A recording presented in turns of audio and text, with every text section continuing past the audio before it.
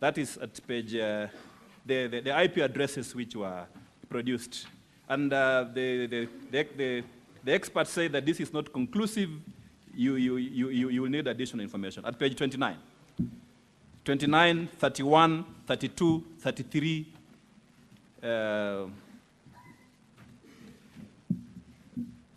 of volume 4A.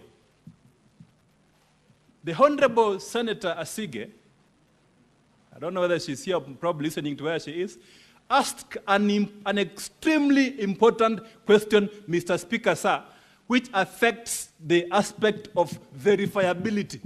Verifiability. Even on these IP addresses, we have left the issue of the MAC address, of the MAC addresses. Let's look at these IP addresses.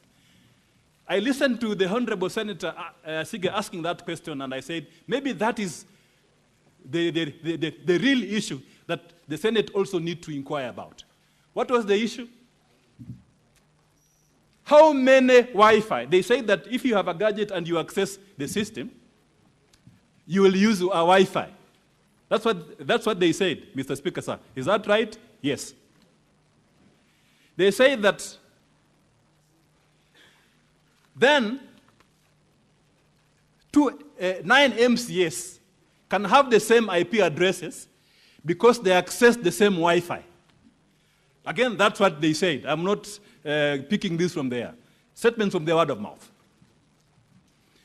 So the question is, if you look at these 33 IP addresses at page 29, page 32, page 29, 30, 31, 32. Mr. Speaker, sir, look at these IP addresses. Are these IP addresses the same? Mr. Speaker, sir, there are some which are the same. And this was pointed out. There's an IP address which features really prominently. It appears 9 times. This is 41, 139, 237.129. This IP address appears 9 times. 9 times. The ICT experts who appeared here say that it's also possible to do a geographical search of these IP addresses. But there is no evidence in the Senate that a geographical search of these IP addresses was done on the aspect of verifiability. But this IP address appears 9 times. So what does it mean? That somebody accessed, they accessed a particular Wi-Fi 9 times. But Mr. Speaker, sir, if you look at these logs, you will see that there are many other IP addresses. So the question is, why are these IP addresses different if you are all within the county assembly premises, the house? You are accessing the same Wi-Fi network. And they say that if you access the same Wi-Fi network, then you need to have the same IP address. So the question is, why are these IP addresses different, Mr. Speaker, sir? Is it possible that the Kericho County Assembly has 6 Wi-Fi routers? Because when I counted, I saw. And Mr. Speaker, you can count for yourself the different IP addresses that appear in this document. And that was the query which was raised by the distinguished Honorable Asige. So, Mr. Speaker, sir, we submit that we have a very big problem before this House. The problem is that there is no certainty whatsoever based on the testimony of the 3 expert witnesses on who voted, on who actually voted. Their votes are there, but who actually voted? Instead, Mr. Speaker, sir, the possibility is that somebody may have accessed this publicly available data and voted for anyone else. And that is the information which, that is the evidence that is before the House. And because of time, Mr. Speaker, sir, allow me to then conclude by saying that based on the provisions of Article 10.2 of the Constitution, the system which was deployed by the County Assembly on this vote, Mr. Speaker, sir, on an important matter concerning the removal of a governor from office. That system is not transparent, it is not verified, and therefore the results from that system are not verifiable. And on that basis, Mr. Speaker, sir, I urge I urge the honorable senators, Mr. Speaker, sir, that you allow our preliminary objection and throw this back, this issue back for the where it came from, because it does not meet the constitutional threshold as required by Section 33(2) of the County Government Act. I yield the floor to my colleague.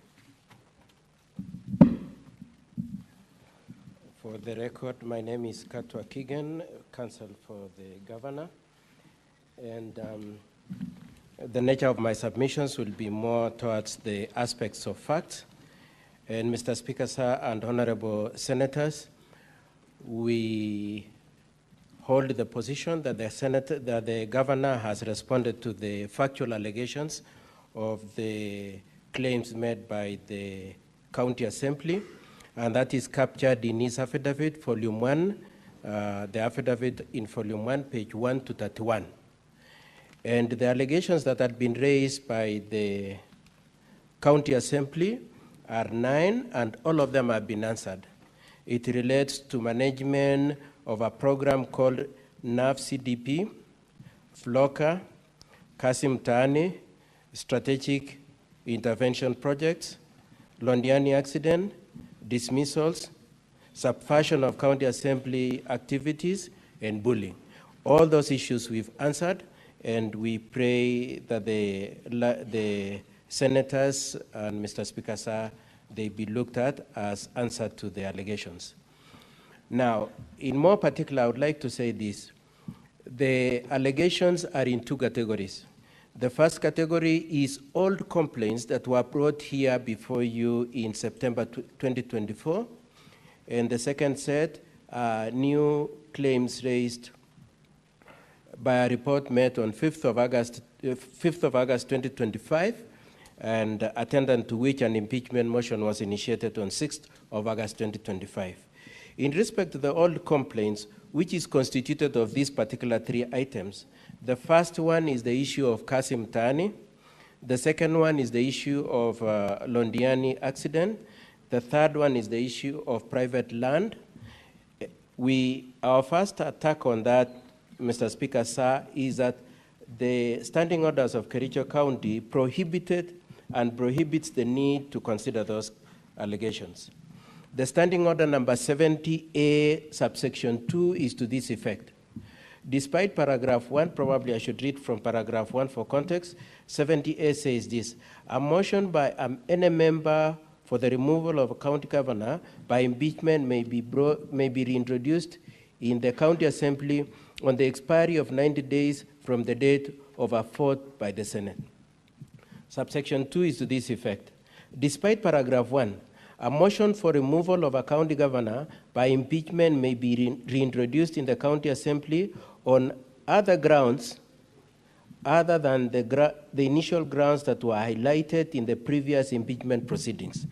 Mr. Speaker, sir, and honorable senators, I put a lot of premium and emphasis on the use of the word grounds that were highlighted in the previous impeachment. Mr. Speaker, sir, it is our contention, contrary to what Honorable Rogoñ said when he was testifying, that to the extent to which those grounds were captured in the motion, were moved in the county assembly, were debated in the county assembly, were voted for, and were brought here. To the extent that those things happened, they had fitted into that word of highlighting. And for that reason, Mr. Speaker, sir, and honorable senators, it is our submission that indeed it should not be here. However, I would like also to make supplementary comments about those allegations in our defense. I would like to start with the issue of Kasim Tahani. And my learned friends for the County Assembly said that the Kasim Tahani was rolled out without proper legislation and that some funds were lost. May I just explain that Kasim Tahani was a concept where the Kericho County Executive proposed that contractors would successful bidder contractors were obligated to engage local youths and women so that they would benefit from the contracts that were run in their neighborhoods. And so the payments for the youths and the women was to be paid from the remuneration or the payments due to those contractors. So it's not like it was funds from the county. Absolutely not. It was funds that were payable as part of the contract money. In that situation then, there was no need for any policy, there was no need for any legislation to have been in place. So that's our first answer to that allegation. The second explanation that we have is that indeed in our response both in September 2024 and in this time round, we explained and provided lists of youths and women who are paid on those projects. We are aware that similarly, the County Assembly, through the committee that purported to investigate, came with a list of youths and women. And our position is that there is nobody owed, and if there is any amount that is owed, they should go to those contractors. But significantly related to that claim, that allegation that there are some people who have been deprived of their due payment, it is our contention that the Senate is not the forum for their claim for labor rights. If they had any complaint about their rights for work done, they should have gone to labor court or should have reported to the police or even gone to civil court. And to that extent, therefore, Honorable Senators and Mr. Speaker, sir, we are contending that the issue of Kassim Mtaani as a ground for impeachment is a red herring. The issue of Londiani accident, we already explained, and I would like to explain again, that it was the committee and the activities of that committee were in the hands of central government. They were not in the hands of the county government. And the person who was chairing those proceedings was the county commissioner. The signatories to the accounts was the county commissioner and members of those committees. And Mr. Speaker, sir, when I asked the question to the witness who came to bring that issue, he admitted that indeed the governor did not sit in that committee, was not a signatory to that, those accounts, and there is nowhere where he is associated with those funds. It is also significant that the witness says that much as these things happened in 2023, they have not deemed it necessary to complain either to EACC or DCI or to any other entity if they were aggrieved about these funds. And so it is our contention that this issue has been brought solely for purposes of injuring the good name of the governor.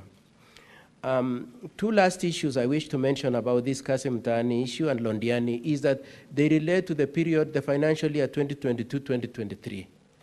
And Mr. Speaker, sir, as we pointed out through when we asked the questions to the witness who came to testify on this issue, it is true that it is not captured in the Auditor General's reports, so that if it were to be the case that indeed any money was lost or there was any impropriety, our expectation is that it would have been captured. The fact that it is not captured is of indication that indeed these allegations are completely baseless.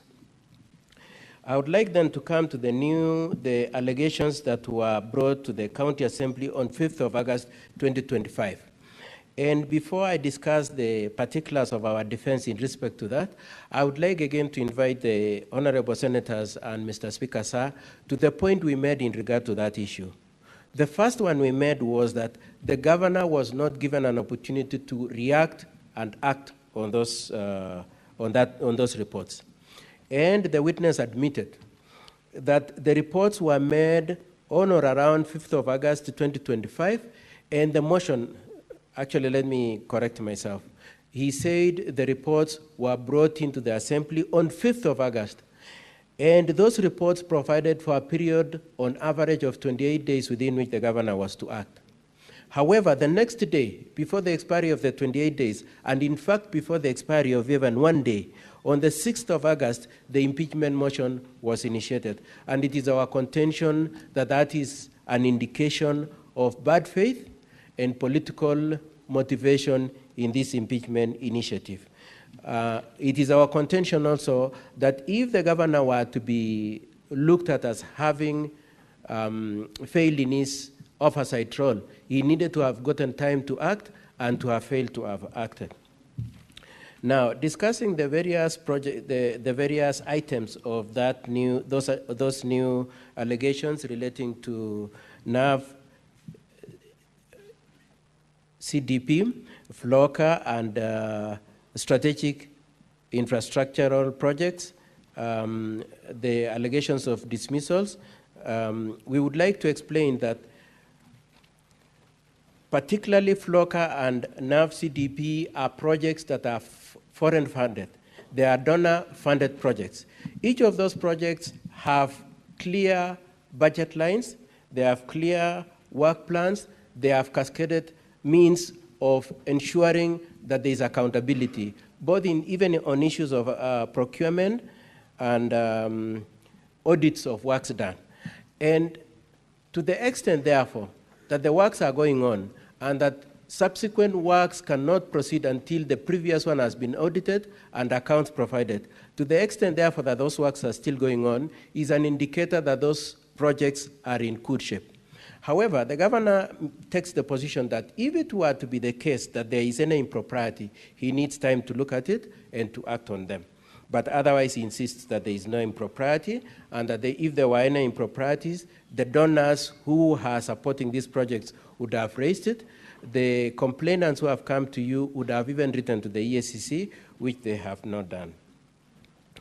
On the other projects, including the strategic intervention projects, the issues of contract, the issues of procurements, the issue of splitting contracts, the issue of public address, the issue of tents, and the other house renovations, Mr. Speaker, sir, the governor maintains that he needed time to look at it and to act.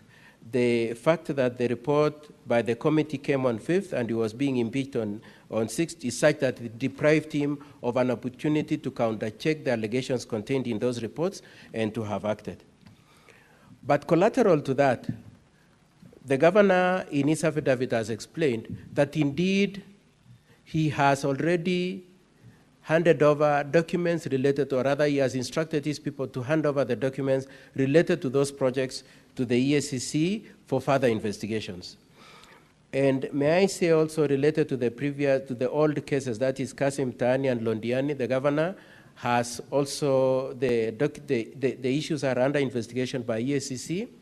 And secondly, through the witnesses, we were able to show that most of the people who were involved in those activities, in those projects, have been either subjected to disciplinary proceedings and some have been required to retire. And for those reasons, Mr. Speaker, sir, it is our contention that there is no nexus whatsoever between any improprieties related to funds, procurements, and the other allegations raised between the governor and those situations. I would like to address this issue of the private property the same way we did when we raised it at the outset. The property that is being referred to is not private property, it is public property. And governor insists that it is private property and is determined to recover it. There is the contention and purport that there is a court determination saying that that is a private property. As we pointed out, and consequent to our pointing out, the county assembly has shied away from showing you the judgment. The decision that was made by the court was that the ground should not be used as a dumping ground until a NEMA certification is obtained. There is nowhere where it is said that it is private property. And even if the county assembly, in its totality, were to try to team up with this person who is trying to grab public property and use impeachment as a threat to the governor to cede the quest to recover the land, the governor is determined to recover the public land.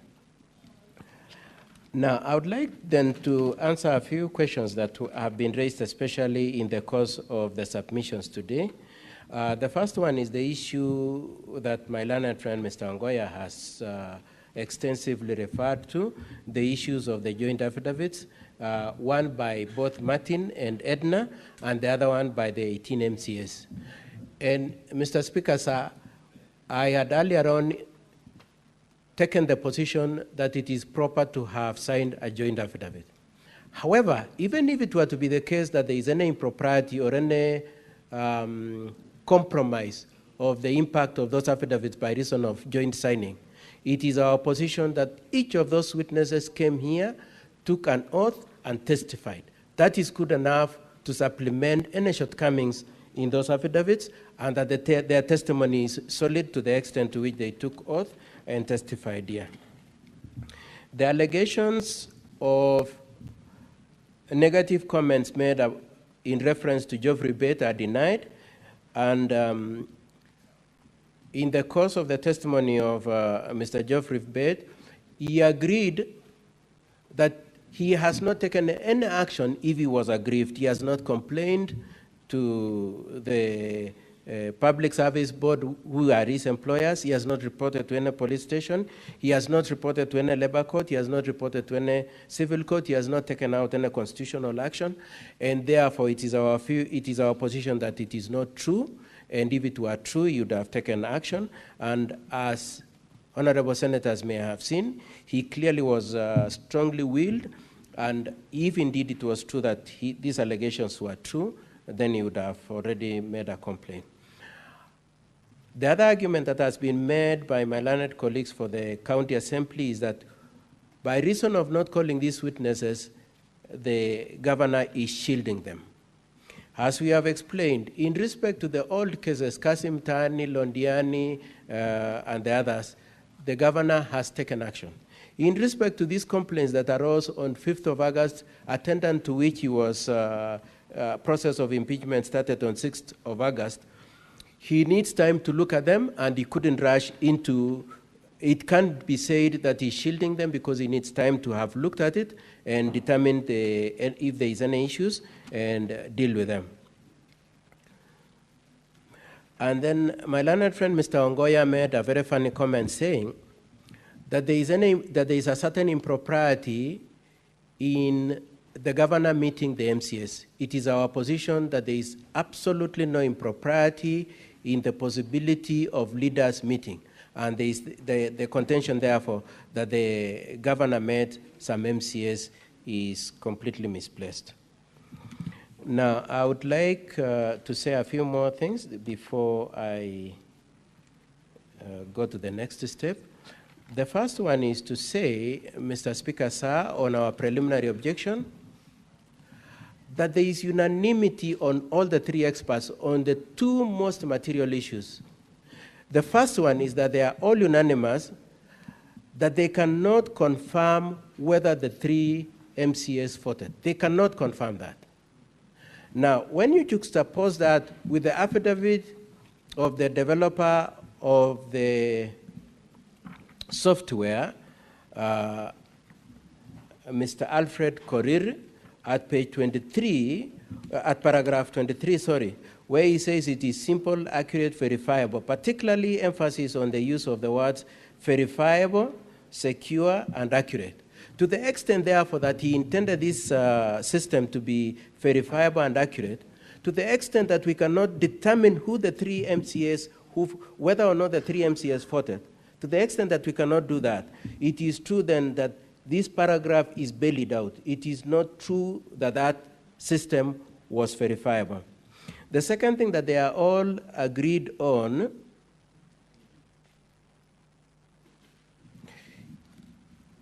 the other thing that the witness agreed on is that indeed the records of the county assembly contain details of the payroll and ID numbers for the various MCS, and that if somebody was determined to get them, especially within the establishment of the county assembly, they could get them. With those, in that context, therefore, it is our contention that indeed it was possible for somebody else to vote, and that the three experts admit that if you get those credentials, you could vote. So that there are those two admissions, Mr. Speaker, sir, and honorable senators. Number one, that with the credentials, anybody could have voted for those MCS. And number two, that they are not able to trace back those three votes to the three MCS. Now, the last thing I wish to say, as I spare a few minutes for my client, is that We would like, honorable senators and Mr. Speaker, sir, that you take on board these as you consider the propriety of that system that was used to vote. Number one, we pointed out in the course of testimony that indeed the answer has been edited. It has been edited so that it is not consistent with the audio recording of the events. Number two, it is true that a few minutes before the movement of the motion on 6th of August, by the mover of motion, who, as we cross-examined him, we maintain is in collusion with the Speaker, 6 MCAs, there was an attempt to remove 6 MCAs with a view to reducing the numbers or otherwise to intimidate them to support the impeachment of the governor. Number three is the question that indeed there was an option to do a roll call voting. Nobody, not even my learned colleagues for the county assembly, have explained why they could not just take a straight and simple process that could have resolved the issue. And for all those reasons, and then the rush to set up this thing at night and to insist on using it, even when the nays, I'd say, were louder than the ayes. For all those reasons, Mr. Speaker, sir, and honorable senators, we pray as a first line of our prayers that you do find that the system was not adequate to satisfy you that any voting took place and that the 2/3 threshold was met. As a second line, we pray that you do find that indeed no evidence and no material and no grounds have been adduced adequate to place a requirement on you to impeach the governor. With that said, Mr. Speaker, sir, I have 4 more minutes. I would like to request my client to just say a few minutes within that time limit.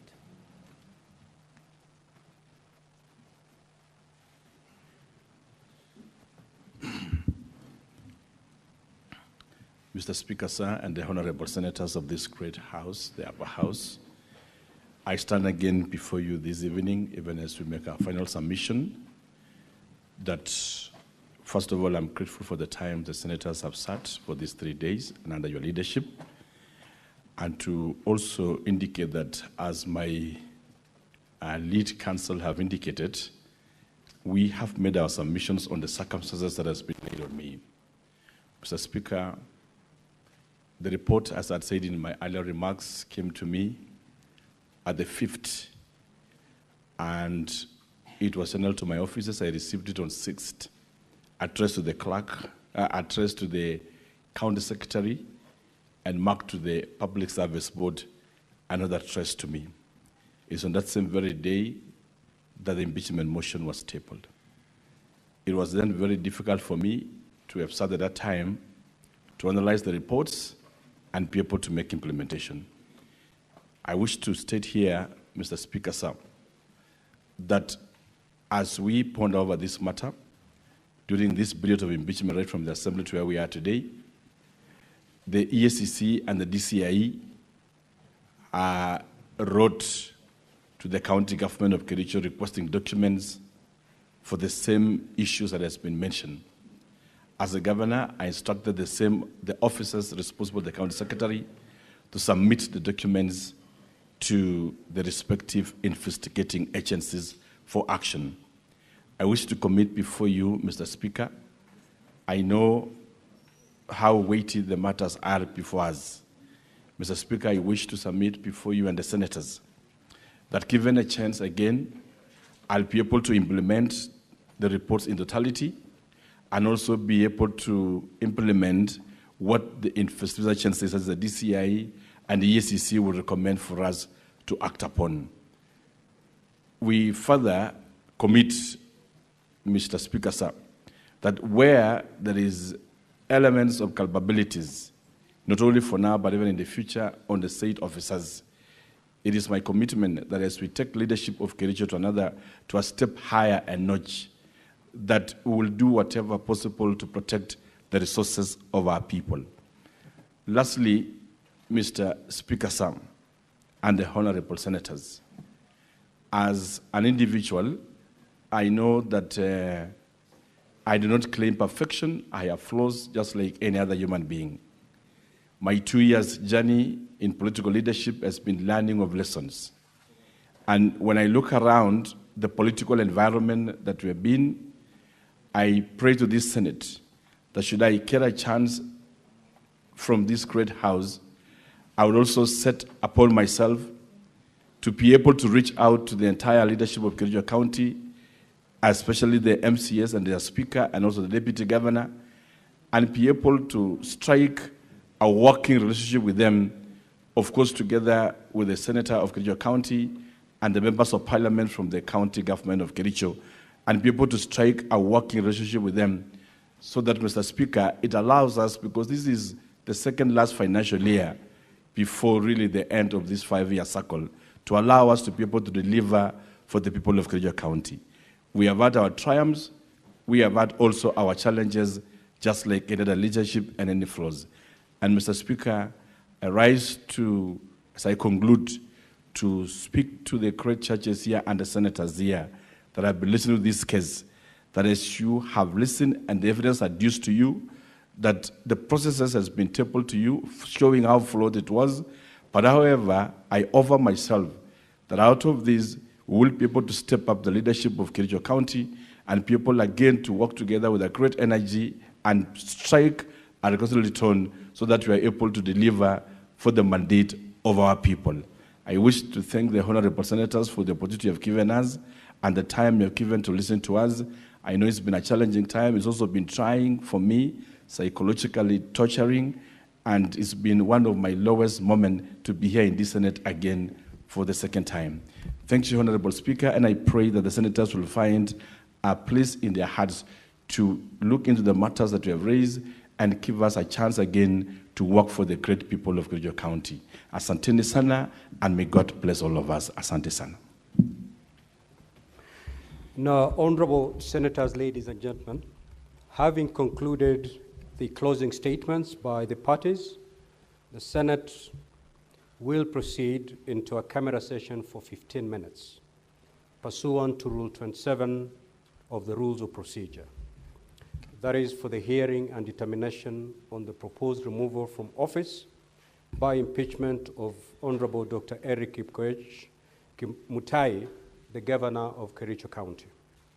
The objective of the in-camera session is to ensure that the process is concluded seamlessly, timeously, and in line with the requirements set out under the Constitution and the County Government Act and the Senate Standing Orders. Now, honorable senators, during this session, the parties, all members of public and the media will be expected to withdraw from the chamber and the galleries, and any form of broadcasting from the chamber shall cease forthwith. Consequently, I now direct the parties, all members of the public and media, to withdraw from the chamber and the galleries, and that any form of broadcast from the chamber to cease forthwith. It is now 9:35. We will resume open session at exactly 9:50. Thank you.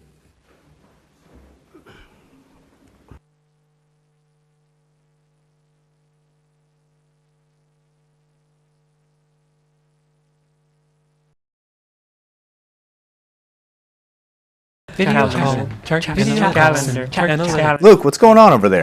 I'm doing the work. I'm doing everything. You're way too scatterbrained. You are using way too many tools. You can get it all done with ClickUp. It houses your docs. You can share calendars. You can share files. You can chat with your team. You can video conference, and it's all powered with AI. Here, use ClickUp. Oh, this is cool. What does this app do? Everything. Thanks.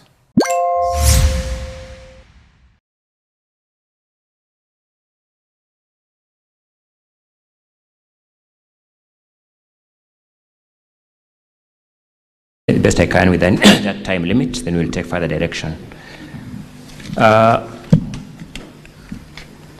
Okwon Job Oguya, that's your name, correct? Yes. Do you know a person called Weldon Kipiegon Langat? You know, either you do or you don't. I believe I know. Knowledge of somebody is not belief. Yes. Either you know somebody or do you know somebody called Weldon Kipiegon Langat? Yes. How well do you know him? Not so well. We just met. We met yesterday. Mr. Oguya, we'll need to start on an honest note. How well do you know Weldon Kipyegon Langat? Not very well. Just put your mouth on the microphone and address the speaker directly. How well do you know Weldon Kipyegon Langat? Not very well. For how long have you known him? Just this week. You knew him just this week? Yes. When he was contracting you to sign this report?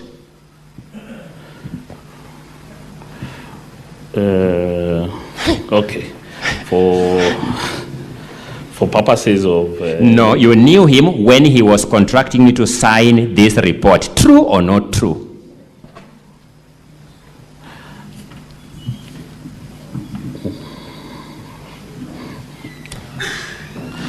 I physically... Witness, can you please answer the question? I physically knew him when this week. But I'm saying you knew him when he was contracting you to sign this report. That is a very critical question because you are dealing with a professional. You knew him when he was contracting you to sign this report. True or not true? True. Truth is, Weldon Kipyegon report, Langat prepared this report and got you to sign it. True or not true? Not true. I'm saying the truth is, Weldon Kipyegon Langat prepared this report and procured you to put your signature on it. Please reflect on that question and answer. No. What interaction did you have with Weldon Kipyegon Langat this week?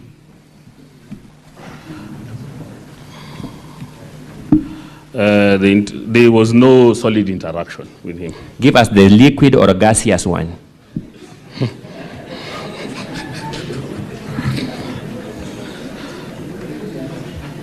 I believe it was just on the system check. What about the system check? Because that's the critical question keeping these senators here today. What about it?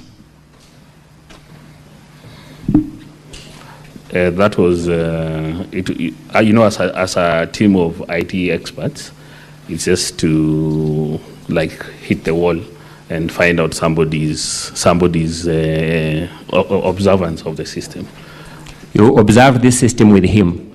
No, we observed. So what interaction did you have with the Weldon Kipyegon Langat? That is my simple and straightforward question.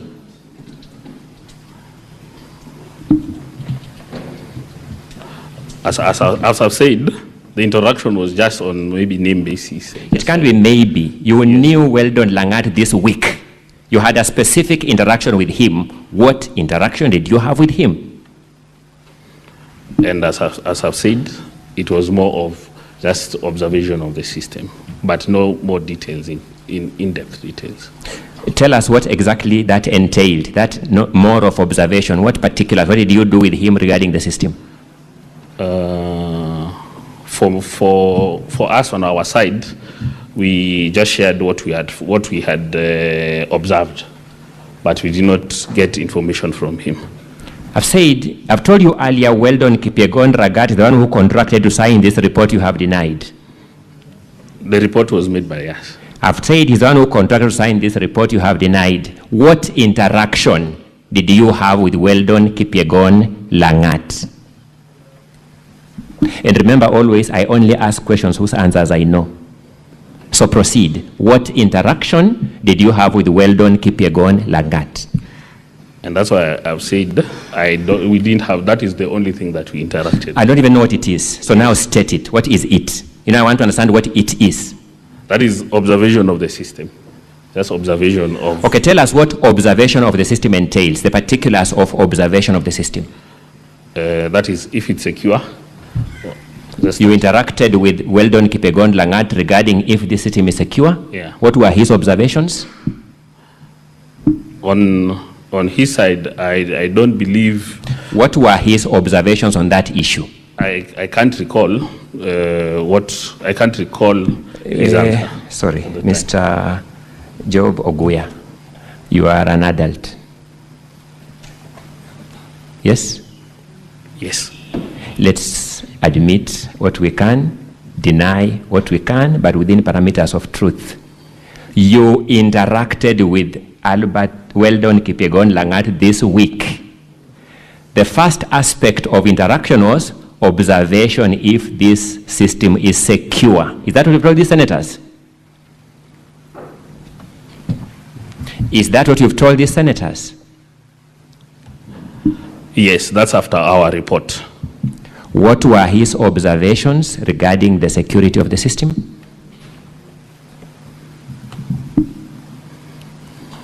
I can't recall what. You discussed with Weldon Kipyegon Langat regarding this system that keeps these senators here, and you can't remember anything about his observations. Yes? Yes, because we did. No, not because. You interacted with Weldon Kipyegon Langat this week regarding this system that is at the center of this motion, and you can't remember anything he said about it.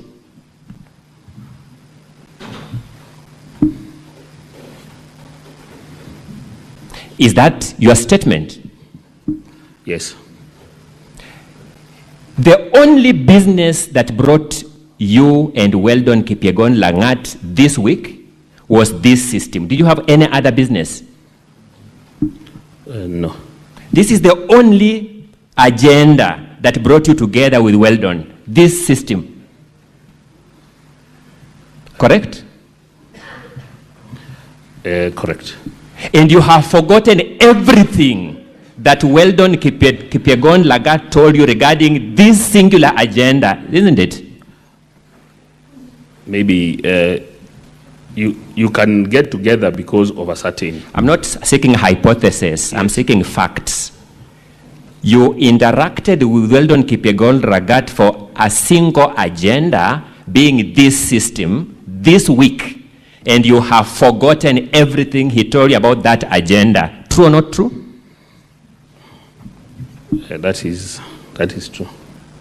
The truth being you have forgotten everything. Not that I've forgotten anything. The truth being? The truth being that we just observed and we did not go. That's a different question. Yes. I am saying, I've asked you, what were the observations of Weldon Kipyegon Langat regarding the security of this system? You have said. What's your point of order, Senator Dancer? I think we have observed that the question has been repeated several times. Mr. Speaker, that is called badgering a witness. A witness can say, I know, or I don't know, or I don't remember, and you move to the next question. Mr. Speaker, we are not going to spend the afternoon here listening to the same question repeated several times. We must make progress. We must make progress. Thank you, Mr. Speaker.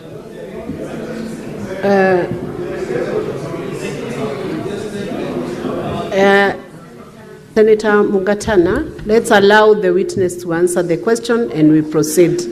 So Senator Mugatana, you overruled that let the witness proceed to answer the question. Question, witness. Don't interrupt, honorable senators. Let's proceed on. We save time. Proceed, witness. Thank you, Madam Speaker. Counsel, please advance your conversation or interrogation with the witness. My apologies, Madam Speaker, if I appear to have badgered the witness. It's not in my nature to do that, but let me point out, Job Oguya, I have sought to know what aspects of this system you discussed with Weldon Kipyegon Langat. You have told me you discussed the security of this system.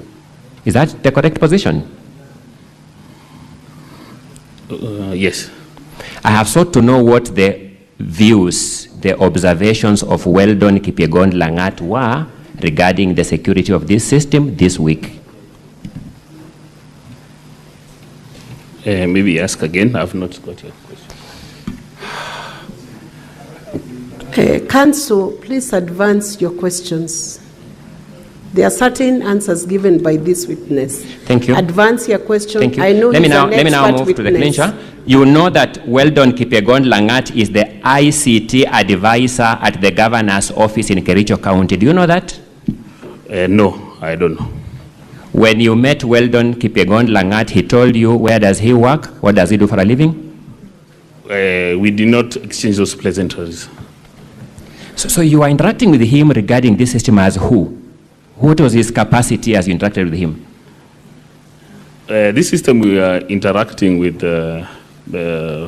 various people within the team. No. Just answer my question. Regarding Weldon Kipyegon Langat, you interacted with him in his capacity as who? Frankly, we don't know his capacity. You met a stranger whose capacity you don't know and began discussing with him this system. Is that the correct position? Yes, but he wasn't. Thank you. Let me make progress. Yes. Let's now go to the substance of your report. Your report is at volume 5 of the governor's document from page 29 to page 37. Is that correct? Yes. Yes. But then let me pause back a little, Madam Speaker. Not good. Let me put some question first. Who contracted you as a professional to do this report?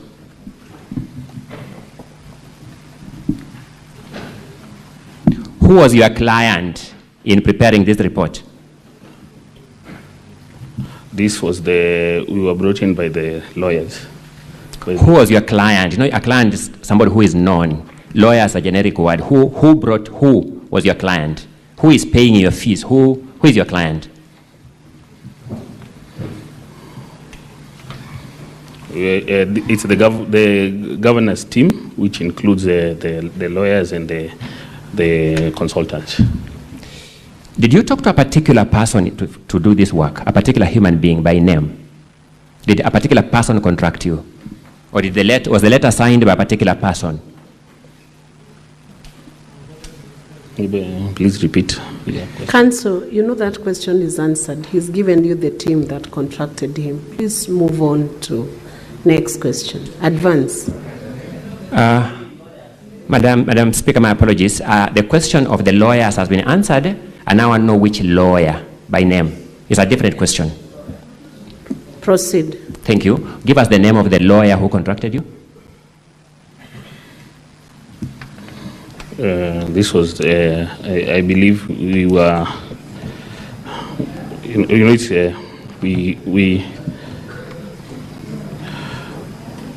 It was, I believe it was Peter. Give us the full name of the lawyer, kindly. I don't know a lawyer by generic name Peter. What's the full name of the lawyer? Peter Wanyama. Peter Wanyama is the one who contracted you. Who contacted us, yes.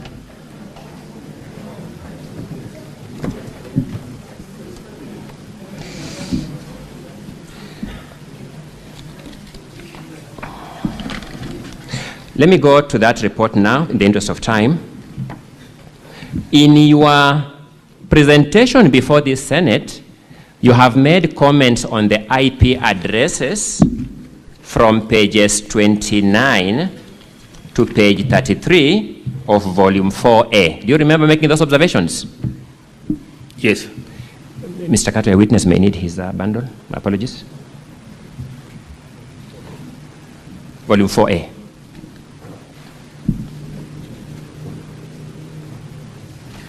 Yes. You have made observations on the IP addresses at pages 29 to 33. You remember that? Yes. Yes. Let's go to your report. Which part of your report addresses those IP addresses? Give us a page number in your volume 5.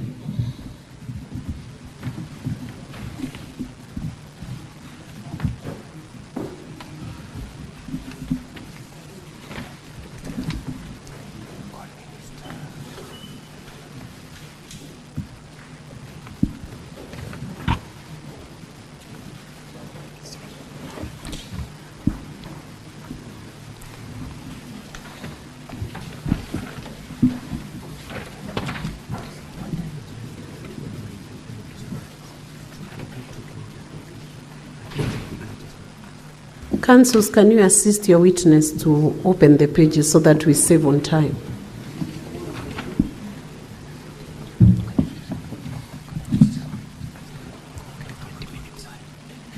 Volume 4A, I asked now the part of his report. His report runs from, in volume 4A, no, volume 5, my apologies, from page 29 all the way to page 39.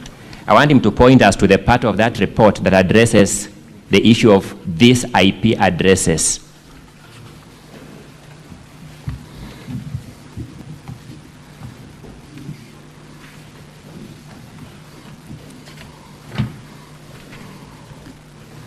Okay. These,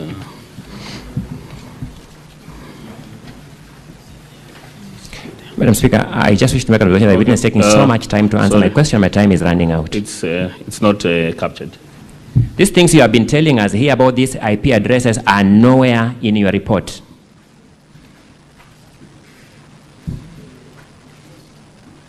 Then they're not captured directly on the report. Now, I want to know whether they are indirectly captured. Where? Which part of the report indirectly captures them?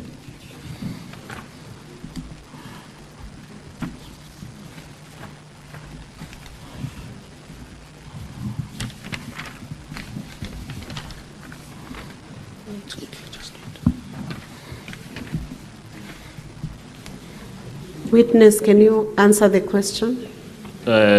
It's not there. Sorry? It's not captured.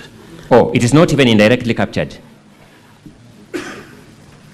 Let me move. You have also talked about Mark. Counsel, you have a balance of 2 minutes to finish your cross-examination. Proceed. Thank you, Anna. Let me deal with the time as remaining. I'll deal with that issue when the time runs out, because you've seen how the witness behaves with me. You have also talked about the issue of MAC addresses in the course of your evidence in chief. You remember that? Yes. Which part of your report addresses the issue of MAC addresses? Give us the page number. There's no report on that, on this report.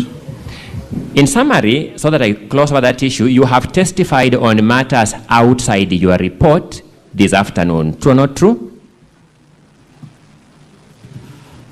That is some of the matters. That is true. Sorry, I didn't get the answer. For some of the matters, that is true. Thank you. Let me make progress. Allow me, and you know I'm really strained for time now, but allow me to do the best I can with that. Let us go to the recommendations at page 39. To the recommendations at page. Yeah. Yes. Okay. Give yourself 28. However, the Senate finds that the 2/3 threshold of 32 members of the County Assembly was met, then the Senate shall proceed to determine if the impeachment charges have been substantiated by voting thereon. I thank you. Next order. Order number 2, hearing and determination on the proposed removal from office by impeachment of the Honorable Dr. Eric Mutai, Governor of Kericho County. Order number 3, notices of motion. The Senate Majority Leader.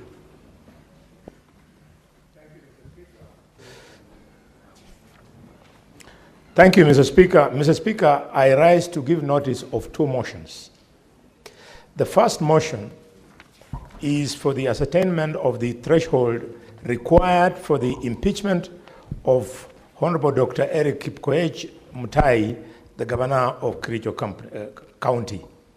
That aware that pursuant to Article 181 of the Constitution and Section 33 of the County Government Act, on Friday, 15th August 2025, the County Assembly of Kericho approved a motion for the removal from office by impeachment of the Honorable Dr. Eric Kipkoech Mutai, Governor of Kericho County, and noting that by a letter referenced KCA/SP/3 Volume 1 2023/39, dated Friday, 15th August 2025, and received in the office of the Speaker of the Senate on Monday, 18th August 2025, the Speaker of the County Assembly of Kericho informed the Speaker of the Senate of the removal of the approval of the motion by the County Assembly, and further forwarded the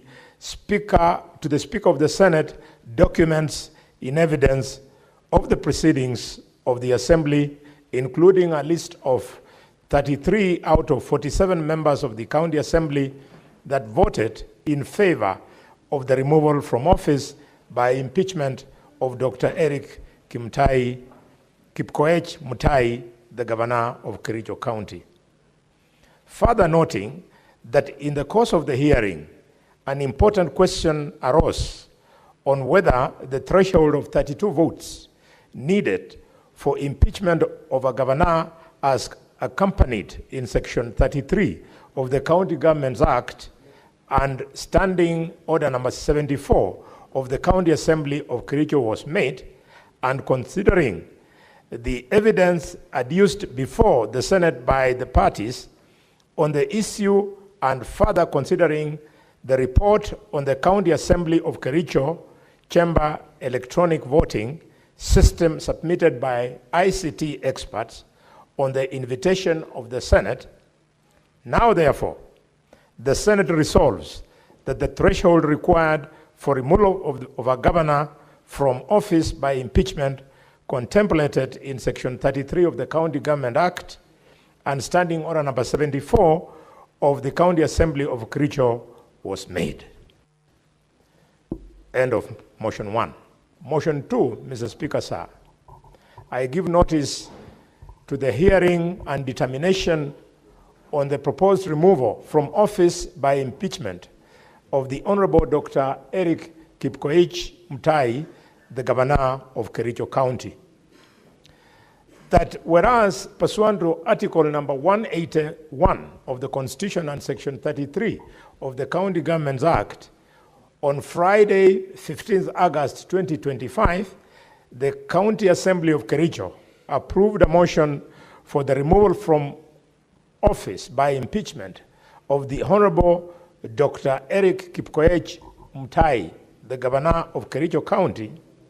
Further, whereas by letter referenced number KCA/SP/3 Volume 1 /39, dated Friday, 15th August 2025, and received in the office of the Speaker on Monday, 18th August 2025, the Speaker of the County Assembly of Kericho informed the Speaker of the Senate of the approval of a motion by the County Assembly, and further forwarded to the Speaker of the Senate documents in evidence of the proceedings of the Assembly. Further, whereas pursuant to Article 181 of the Constitution, Section 33 of the County Governments Act, and Standing Order number 80 of the Senate heard the County Assembly on the grounds for the proposed removal from office by impeachment of Honorable Dr. Eric Kipkoech Mutai, the Governor of Kericho County, and further, whereas pursuant to Article 181 of the Constitution, Section 33 of the County Governments Act, and Standing Order number 80 of the Senate also heard the Honorable Dr. Eric Kipkoech Mutai on the grounds for his removal from office by impeachment as the Governor of Kericho. Now therefore, pursuant to Article 181 of the Constitution, Section 33 of the County Governments Act, and Standing Order number 80 of the Senate now resolves to remove from office by impeachment the Honorable Dr. Eric Kipkoech Mutai, the Governor of Kericho, on the following grounds. Charge 1, gross violation of the Constitution and other laws. Charge 2, abuse of office. And charge 3, gross misconduct. Thank you, Mr. Speaker. Next order. Order number 4, motion, ascertainment of the threshold required for the impeachment of Honorable Dr. Eric Kipkoech Mutai, the Governor of Kericho County.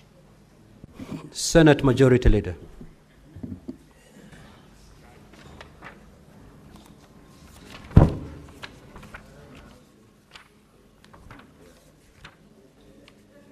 Thank you, Mr. Speaker. Mr. Speaker, the House will bear with me. Before I start, I must introduce the motion. Mr. Speaker, sir, I rise to move the following motion. Being the ascertainment of the threshold required for the impeachment of the Honorable Dr. Eric Kipkoech Mutai, the Governor of Kericho County. That aware that pursuant to standing order to Article 181 of the Constitution and Section 33 of the County Governments Act, on Friday, 15th August 2025, the County Assembly of Kericho approved a motion for the removal from office by impeachment of the Honorable Dr. Eric Kipkoech Mutai, the Governor of Kericho County, and noting that by letter reference number KCA/SP/3 Volume 1/39, dated Friday, 15th August 2025, and received in the office of the Speaker of the Senate on Monday, 18th August 2025, the Speaker of the County Assembly of Kericho informed the Speaker of the Senate of the approval of the motion by the Assembly, and further forwarded to the Speaker of the Senate documents in evidence of the proceedings of the Assembly, including the list of 33 out of 47 members of the County Assembly that voted in favor of the removal from office by impeachment of Honorable Dr. Eric Kipkoech Mutai, the Governor of Kericho. Further, noting that in the course of hearing, an important question arose on whether the threshold of 32 votes needed for impeachment of a governor, as contemplated in Section 33 of the County Governments Act and Standing Order number 74 of the County Assembly of Kericho, was made, considering the evidence adduced before the Senate by the parties on the issues, and further considering the report on the County Assembly of Kericho Chamber electronic voting system submitted by the ICT experts on the invitation of the Senate. Now, therefore, the Senate resolves that the threshold required for removal of the governor from office by impeachment, contemplated in Section 33 of the County Governments Act and Standing Order number 74 of the County Assembly of Kericho, was made. Mr. Speaker, this is a preliminary objection. And Mr. Speaker, as you pointed out earlier, should we find that the threshold required was made, that will be the end of business this evening. If it was, Mr. Speaker, if the threshold of 32 was not met, if it was not met, then that will be the end of business this evening. Otherwise, we will proceed to the next motion. Mr. Speaker, it is very interesting that 2 days ago, we celebrated 15 years after the promulgation of the Constitution of Kenya 2010. Mr. Speaker, fortuitously, this debate is taking place at a time when in public domain there are people who think that men and women of this House do not have their own minds, do not have the capacity to make a decision on such a huge thing. So to me, this is a God-given opportunity. Let us do a good job so that we bring to shame those people who have no respect for other people who sit in offices other than the offices they themselves sit in.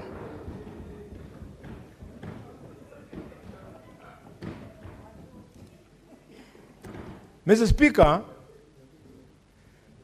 just like you maybe, I have been helpless from the beginning up to the end of the hearing of the evidence on the PO. We have been thrown from one position to the other by this witness or that other witness. Members, you have seen witnesses from both parties flip and flop. You have seen, Mr. Speaker, others outrightly lying on oath. Mr. Speaker, you have even seen others contradicting themselves, those witnesses. And what's more, you have had, for the first time in our history in this parliament, you've seen a witness by the name of Edna rescind her signed affidavit. Mr. Speaker, in some cases, and there were many, in excess of 16, we saw witnesses here who had no sworn affidavit. They were speaking to a collective so-called affidavit. Mr. Speaker, because of the president of the Senior Counsel, Omugeni, and many other eminent lawyers, including Justice Madayo, we know that we were at pains to find out how we would cross-examine and how we would seek further clarity from these people who swore, these witnesses who swore on a collective affidavit. Mark you, the affidavit were being sworn in respect of electronic voting. If they were being sworn collectively, in the case of voice vote, then maybe you would say, in voice vote, we vote as a group. But electronic voting is an individual responsibility. So any witness coming here wanting to give us an affidavit on how they voted or did, the single person. Mr. Speaker, we have seen something unprecedented. A lawyer will decide about a lawyer who purports to vote in a county assembly process, something which was then controverted by the expert who said that there was no evidence whatsoever that this lawyer voted. What's the County Assembly of Kericho and calls for members of the County Assembly to abide by his request. They stand. What is more, Mr. Speaker, the same council has tried to mislead this House by saying that there was interference with the voting logs. The expert who came confirmed that such an interference was not there. This is a good opportunity for us to speak to all respective professions, be it the legal profession, architectural, whatever, that people must live within the oath of office that you take when you qualify from a particular discipline. Mr. Speaker, I'll keep it short by saying the following as my last request. That we are lucky. I don't know whether it was the wisdom of the Speaker or the wisdom of the leader of the majority with the Speaker and the leader of the minority with the Speaker and others, when the House made a decision, as communicated by the Speaker, that this House must call from an expert, independent IT. Can you imagine where we would have been? When the first expert came, this expert was from the county assembly. He carried most of us along. But when the lawyers descended on him, we became confused. We didn't know whether to believe him or not. Subsequently, when the team of the governor then brought its own version of an expert, it was a bigger disaster. In fact, it is the senator of Narok who captured it. He said that his affidavit was more about a collection of his credentials. And when I looked at the credentials, ladies and gentlemen, distinguished senators, it was nothing impressive. The only serious credential there was bachelor in computer science. Otherwise, the other things were diploma here, the other things, some course training there, nothing that is, Mr. Speaker. Mr. Speaker, sir. Mr. Speaker, sir, you'll have your time, my brother. You'll have your, would be better, but as of the time of voting, it was credible. Thank you, Mr. Speaker. Mr. Speaker, impeaching a governor has been met. Mr. Speaker, I'll be brief to the point. I will try not to be sensational, but factual.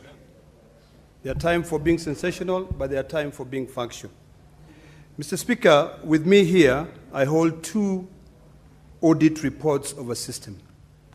One audit report is allegedly an expert who have been presented by the county governor of Kericho, who 30 pages out of 37 pages, 39 pages is mere credentials of an IT expert, not really taking us to the issues of whether the threshold was met. The Constitution of Kenya in Article 182 requires that 2/3 is met.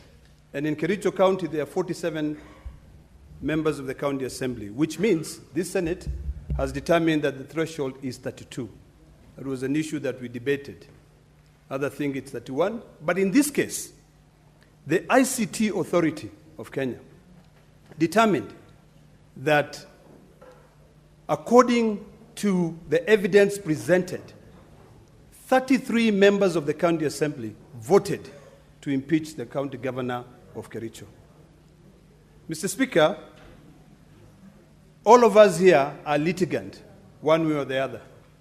I have never, in my history of litigation and going to court, sworn a joint affidavit with my co-witness. In fact, when I first saw that affidavit, I said this affidavit is defective, because an affidavit is deponed by one individual person under oath. I don't want to deliver the point. The issue is very clear. When it comes to voting in this House, Mr. Speaker, we have 3 choices of voting. You either vote to the affirmative and say yes, or you vote no, or you abstain. Honorable senators, I will now propose the questions. Order, Senator Fumeru. Order. Now, therefore, the Senate resolves that the threshold required for removal of a governor from office by impeachment, contemplated in Section 33 of the County Governments Act and Standing Order 74 of the County Assembly of Kericho, was met. Now, honorable senators, the floor is open for debate. But again, going to the agreement that was negotiated between the 2 sides. We'll have 4 members speak from the minority side and 4 members speak from the majority side, each speaking for more than 4 minutes. Not more than 4 minutes. You need not utilize the 4. I will start with Senator Osotsi.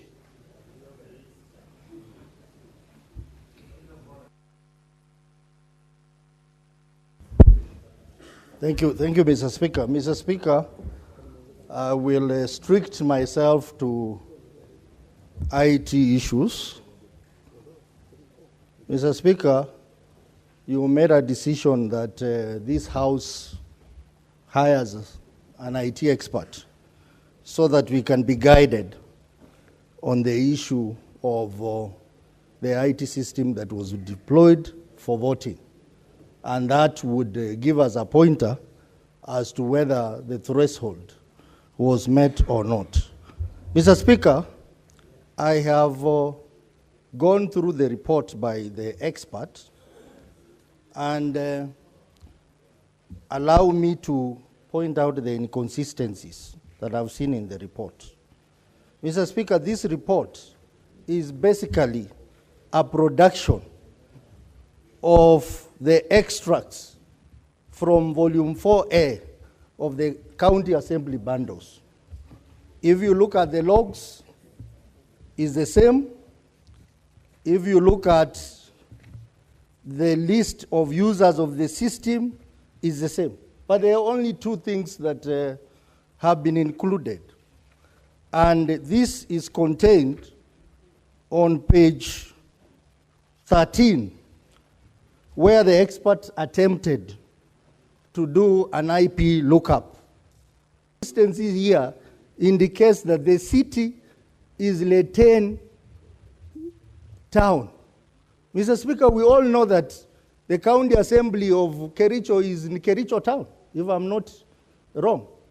But this lookup brings Leyten town. I have a problem with that. Mr. Speaker, I've taken the trouble to do the IP lookup for all the other IP addresses that have been provided on page 29 of the county assembly bundles, volume 4A.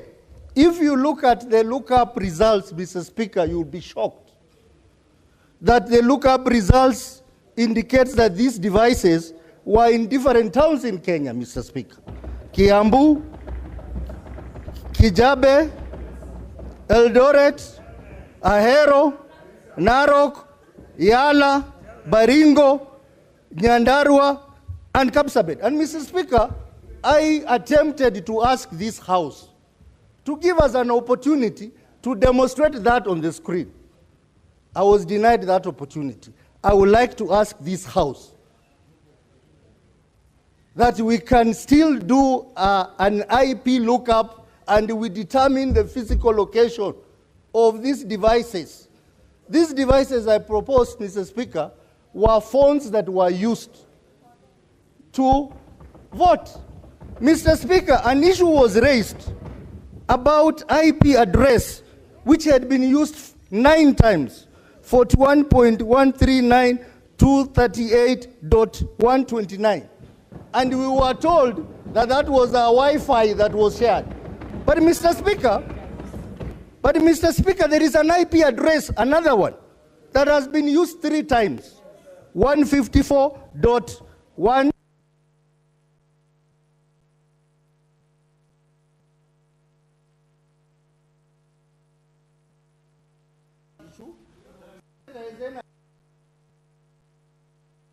Answer that question. You have exhausted your time, Senator. All right. 2 minutes, you conclude. 2 minutes, you conclude. If you look at the only thing that my student, because this Philip was my student, I trained him on ITIL, which is an international standard on IT security. The only other serious thing that I've seen is on page 16, where the expert tried to bring a checklist that is used in international ICT audit. But this checklist, Mr. Speaker, if you go through it, there are no supporting documents to this report. There are no supporting. Everywhere except 2 instances is indicated no. The rest are a yes. But there are no supporting documents to support, including the matter of training, whether training for the system was done or not. Mr. Speaker, I want this House to note that yours truly was an expert in presidential petition, Raila Odinga versus IBC, together with Senator Kajwang. And our evidence on the same matter, results transmission, annulled the election, Mr. Speaker. Mr. Speaker, I want to take you Article 86 of the Constitution on voting methods. It says the voting method must be simple, accurate, verifiable, secure, accountable, and transparent. Mr. Speaker, this does not qualify in any way to meet the basic requirement under Article 86 of the Constitution. Mr. Speaker, this House's credibility has been questioned. We have an opportunity to decide whether we want to continue being condemned outside there or make the right decision. I want to urge this House that we need to send back these MCS to do the right job and bring back the right voting numbers. Whether this has met the threshold or not, I want to.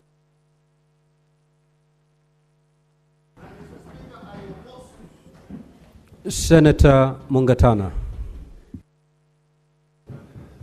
Mr. Speaker, I want to first of all agree with the mover of the motion on one issue. And that's the only issue I'm going to agree with Bonnie Khalwale. That this House must be respected by everybody, by every office. And Mr. Speaker, this House has donated none other than the Deputy President and Cabinet Ministers. So it must be respected by everybody, Mr. Speaker. And I come to my point. Mr. Speaker, I disagree with the mover of this motion. I totally disagree. There is doubt as to the numbers of the people who actually participated in the voting. There is doubt. There is doubt. And you cannot escape that because we have been sitting here for the last 3 days, Mr. Speaker, and every person who has spoken to this matter, Mr. Speaker, including the experts, they have created doubt and continue to create doubt. Mr. Speaker, we are sitting here as a quasi-judicial unit. In fact, it is a criminal case that we are handling, almost like a criminal case. And the question that we must ask ourselves is, what is the standard that must be met when we are proving things? What is the standard? And if we can agree what the standard is, then we should not have a problem with rejecting this motion. Mr. Speaker, we borrow heavily from the American system. In the US, Mr. Speaker, 8 governors have been impeached, and 5 of them have been sent home. 3 have survived, one of them having resigned before the process was completed. Mr. Speaker, in the US, the test is very simple. They say it is legal evidence plus political test. But Mr. Speaker, here in Kenya, we have a standard that is divided into 2. And I want to propose, Mr. Speaker, that when the motion is coming from the county assembly, when we are talking about the issues of threshold, Mr. Speaker, the standard must be like the criminal level standard. It must be beyond reasonable doubt. It must be. On these other motions, on these other charges, then we can adopt the American standard of saying it is legal evidence and political test. But on the question from the county assembly, Mr. Speaker, it must be beyond reasonable doubt. Mr. Speaker, here they have said that the expert report, the ICT authority, is to be followed like it is from the Bible. But Mr. Speaker, he himself, I heard him say that if you have the credentials of the ID and the IDDP any person could actually vote. He said it himself here. And Mr. Speaker, the other senators are not telling us that that report was not signed by the side of the governors. They did not sign it because they did not agree with it. The ICT man disappeared for 2 hours, and when he came, he was not speaking to anybody. Mr. Speaker. Senator Professor Tom Ojenda. Thank you, Mr. Speaker. Mr. Speaker, I will address myself to the threshold issue based on the evidence tendered before Senate. Mr. Speaker, witness statements were shown to us from pages 113 and other individual witness statements thereafter. 18 witnesses, Mr. Speaker, testified in a manner as to recant their signature or their vote on the day that voting occurred. That raises doubt, Mr. Speaker. 2, Mr. Speaker, the report that was apparently brought to this House by the IT expert seemed not to have achieved concurrence. It therefore did not conform to the terms of reference that was set or that was set by the Senate for this report to pass the test of authenticity or concurrence of all those who sat to make this report. Mr. Speaker, thirdly, Mr. Speaker, impeachments are not under Articles 181 of the Constitution and Section 33 of the County Government Act, are set on a threshold that is cast in stone. And that threshold, Mr. Speaker, as cast in stone, speaks to a minimum of 32 MCAs for Kericho County. The moment there's doubt as to a vote, Mr. Speaker, then that doubt must be resolved in favor of the governor. Mr. Speaker, I say this not because I want to be a governor or that I hold a PhD like the governor being impeached, Mr. Speaker, but because I speak the truth. And we must uphold, Mr. Speaker, and protect the office of governor in the same manner, Mr. Speaker, as we protect any other officers. Mr. Wambua, I know you want to be governor. Keep quiet.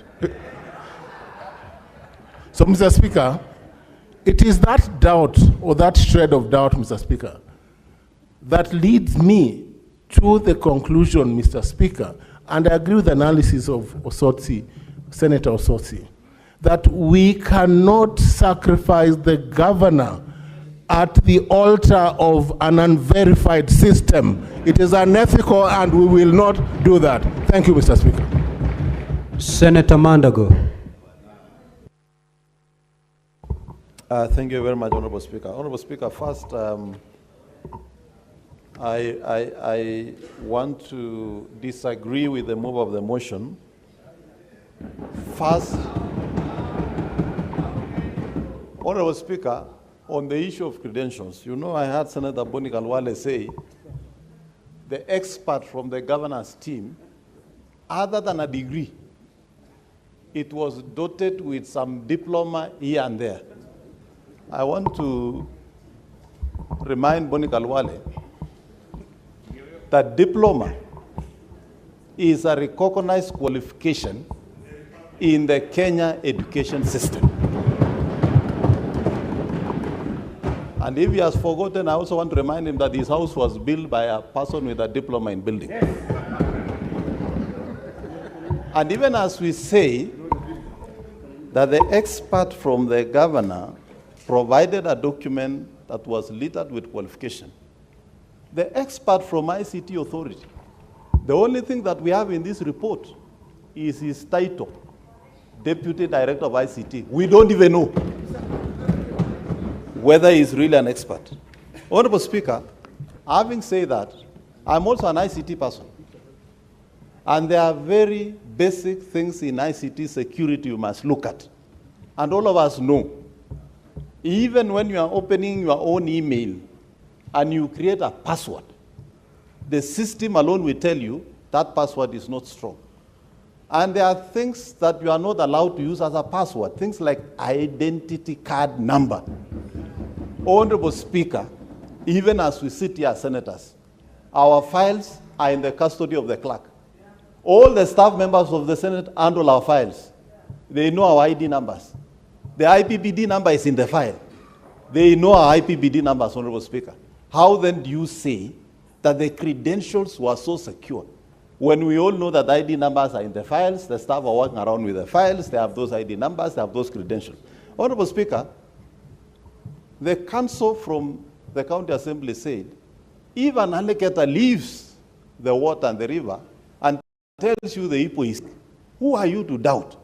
So for us as senators of county assembly, we never voted. Honorable Speaker, what reason do we have to doubt that they voted?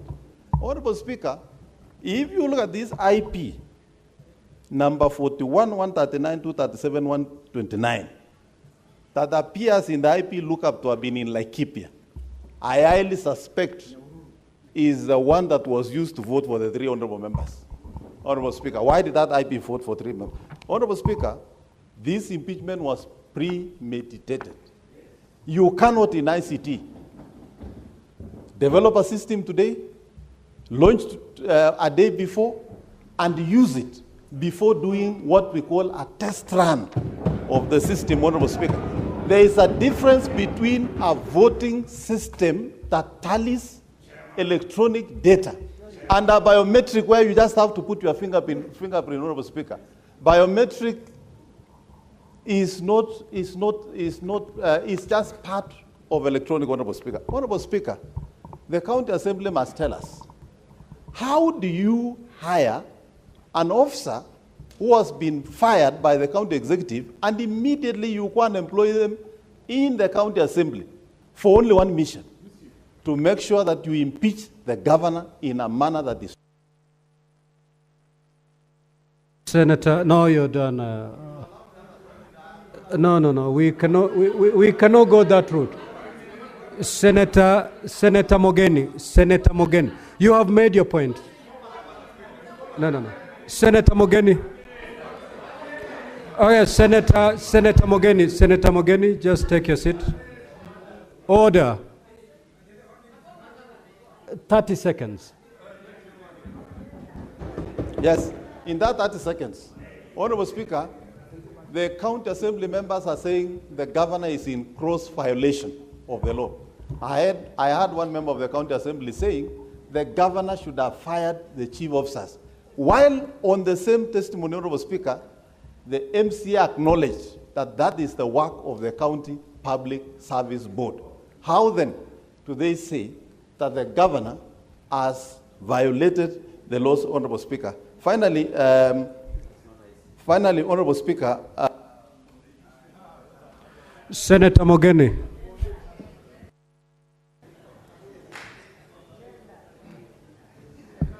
Yes, Mr. Speaker, sir. It is a universally accepted principle, Mr. Speaker, that you would rather acquit 10 suspects, if in doubt, than to convict one unfairly. Mr. Speaker, today is my Sabbath, and I came here to understand this system that was developed in Migori, a special purpose vehicle system that was meant to impeach the governor of Kericho. Mr. Speaker, for the 3 days that we have sat here, Mr. Speaker, on my part, I have not been able to understand this system, Mr. Speaker. I'm unable to understand, Mr. Speaker, how this system was allocated to each person in terms of devices, Mr. Speaker. Mr. Speaker, there is drama that has played out in this House in the eyes of the public, Mr. Speaker. An MCA, Mr. Speaker, called Martin, came to this House, Mr. Speaker, and swore by the name of Almighty God, Mr. Speaker, that he did not cast his vote at the County Assembly of Kericho, Mr. Speaker. Do you believe the system, or do you believe the person who carried the Bible and swore before the Senate, Mr. Speaker? Whom do you trust? Is it the Bible or the system? It's the Bible, Mr. Speaker. Mr. Speaker, more drama, Mr. Speaker. The same MCA Martin, Mr. Speaker, played a video before this House that was watched by Kenyans, Mr. Speaker, where the mover of the motion, Mr. Speaker, was recorded in a discussion saying that he voted on behalf of that MCA. Does that create a doubt in the minds of senators? Yes or no? Mr. Speaker, if you are in doubt, acquit. If you have been placed in a situation where there is reasonable doubt as to whether that 3 MCAs voted, acquit, Mr. Speaker.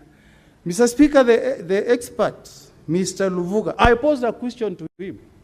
I asked him, if an MCA had a link, a username, a password, could he vote on behalf of another MCA? He said, yes. Mr. Speaker, in this House, where I sit there, with that card there, if my neighbor, Senator Wambua, has my PIN, and he wanted to play mischief, Mr. Speaker, he can cast a vote on my behalf, Mr. Speaker. As I submit this evening, Mr. Speaker, if you look at the entire system, Mr. Speaker, reasonable doubt has been created as to whether the 33 MCAs who voted indeed cast their vote. Mr. Speaker, there is what we call the materiality principle. If you remove the 4 MCAs, the motion must fail, and we return it back to the MCAs. If, on the other hand, you are convinced that that 3 MCAs voted, we can move to the next step. My submission this afternoon, Mr. Speaker, is that reasonable doubt has been created as to whether the 33 MCAs voted. The only thing we can do as senators, Mr. Speaker, is to return the motion back to the MCAs in Kericho. They conduct the impeachment in a proper manner, Mr. Speaker, and return to us, Mr. Speaker. Remember the case of O.J. Simpson's. If the gloves cannot fit, acquit. In this case, Mr. Speaker, if we are not convinced that 3 MCAs indeed voted, the motion fails, and we return it back to the county. Senator Kisang.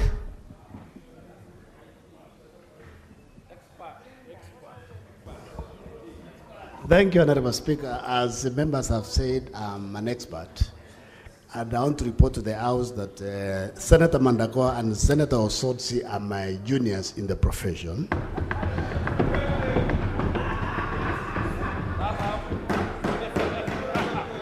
Secondly, Honorable Speaker, what members needs to be reminded, when the expert from ICT Authority was here, he said for you to vote, you need IBBD number, your ID number, and you need the link that has been sent to your phone so that you can vote.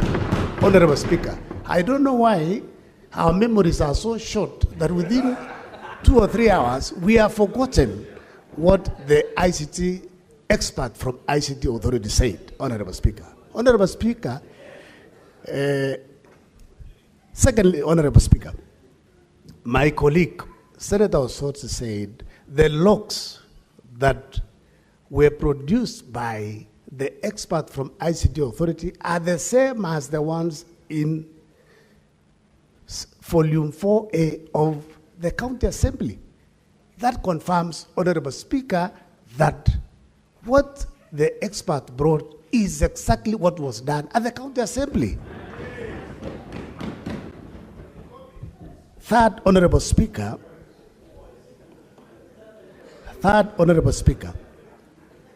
if you listened to the expert from ICT Authority, Honorable Speaker, he explained in a layman's language to the senators that IB address is like a gate, like this particular, he pointed to the gate that we use, Honorable Speaker, that this is what the internet service providers use.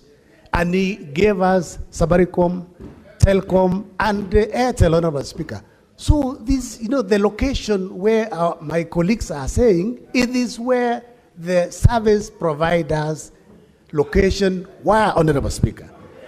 Honorable Speaker, there is a question that I put to the two experts that did you undertake penetration test? The expert from the governor did not answer that question. The expert from ICT Authority, Honorable Speaker, said there were several